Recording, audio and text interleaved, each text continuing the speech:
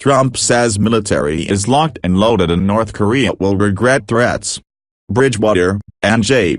President Trump continued to beat war drums on Friday against North Korea and, unexpectedly, said he would consider a military option to deal with an unrelated crisis in Venezuela. But though he declared that the armed forces were locked and loaded, there were no indications of imminent action in either part of the world.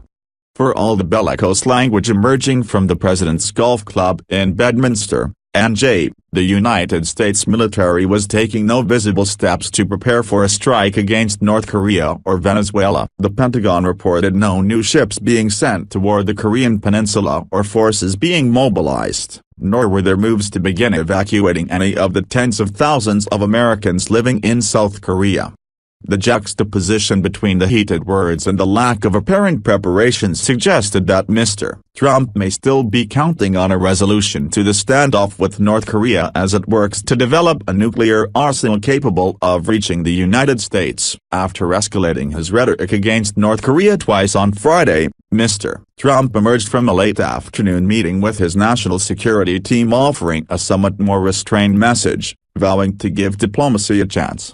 "Hopefully it'll all work out," Mr. Trump told reporters, noting that he would call President Xi Jinping of China on Friday evening to coordinate strategy. "Nobody loves a peaceful solution better than President Trump, that I can tell you. Hopefully it'll all work out, but this has been going on for many years," Secretary of State Rex W. Tillerson, who traveled to New Jersey on Friday to brief Mr. Trump after returning from Asia, said the president's tough language was part of an overall strategy intended to bring North Korea to the negotiating table. "It takes a combined message that if we're going to get effective movement out of the regime in North Korea, I think the president's made it clear he prefers a diplomatic solution," Mr. Tillerson said, standing next to Mr. Trump. "What the president's doing is trying to support our efforts by ensuring North Korea understands what the stakes are." Still, even as Mr. Trump seemed to be slightly lowering the temperature with North Korea, he opened a new front by volunteering that he was contemplating the use of force in Venezuela. The government of President Nicolas Maduro of Venezuela has moved to shut down the opposition-controlled parliament after a fraud-plagued referendum amid a spiraling economic crisis. "Venezuela is not very far away and the people are suffering and they're dying,"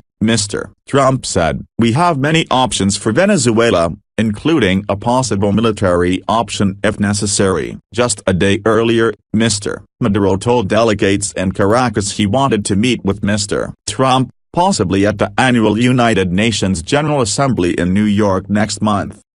Mr. Donald Trump, "Here is my hand," Mr. Maduro said on Thursday. The Trump administration has called Mr. Maduro a dictator. The president's repeated threats against North Korea, starting with his fire and fury warning earlier in the week, have fueled deep anxiety in Asia and elsewhere in the world. Australia's Prime Minister, Malcolm Turnbull, said, "We stand shoulder to shoulder with the United States," but his New Zealand counterpart, Bill English, hedged, saying his country would consider its options on its merits. In Germany, Chancellor Angela Merkel expressed disapproval of Mr. Trump's approach. "I consider an escalation of rhetoric the wrong answer," she said, adding, "I do not see a military solution to this conflict." China, the key player in the region, offered a typical statement pleading for restraint and dialogue, asking that all parties speak and act with caution and do more things that are conducive to de-escalating the tense situation and enhancing mutual trust among parties,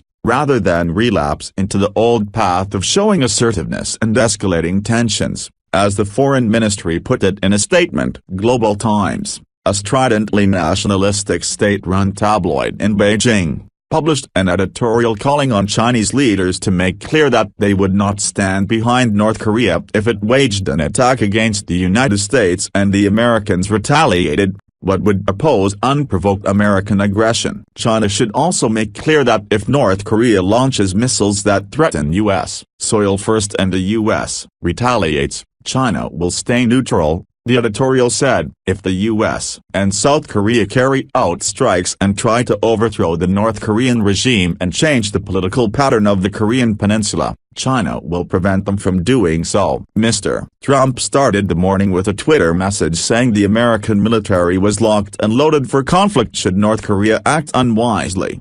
To reinforce the point, the president later shared a post from the United States Pacific Command stating that it was standing by for orders, should the need arise. USAF B-1B Lancer bombers on Guam stand ready to fulfill USFK's fight tonight mission, if called upon to do so, the original tweet said. The president followed up in the afternoon by telling reporters in the first of two media appearances that he hoped the North Koreans fully understand the gravity of what I said.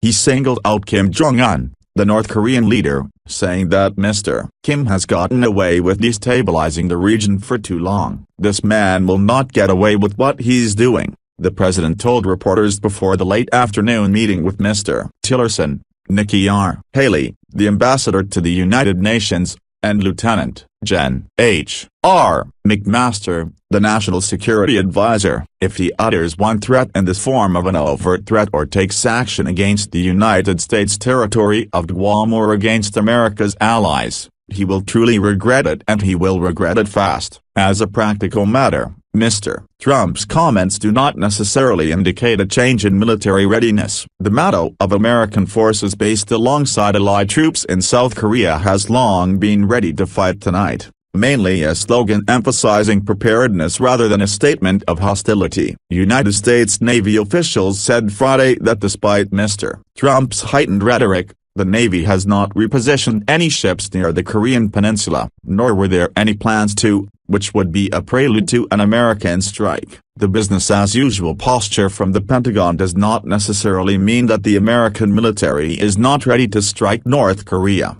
or defend American allies in the event of a Pyongyang strike. The nearly 25,000 American troops serving in South Korea pride themselves on being in a constant state of alert, but military officials say that given how quickly North Korea could retaliate against an American strike, and that retaliation could encompass an attack on Seoul, home to more than 130,000 Americans, it is doubtful that the Defense Department would advise a strike without first moving assets and organizing an evacuation. It's a couple of dogs barking at each other with a chain-link fence in the middle, said Dennis C. Blair, the retired head of the Pacific Command and a former director of national intelligence. Any operation would involve extensive preparations and consultations, he noted. You'd know that something big is afoot. And that is simply not the case now. In answer to the question, are we about to go to war? I'd say no. The Trump administration has repeatedly said its diplomatic initiative to pressure North Korea into abandoning its nuclear weapons and ballistic missile program is still in its early phases,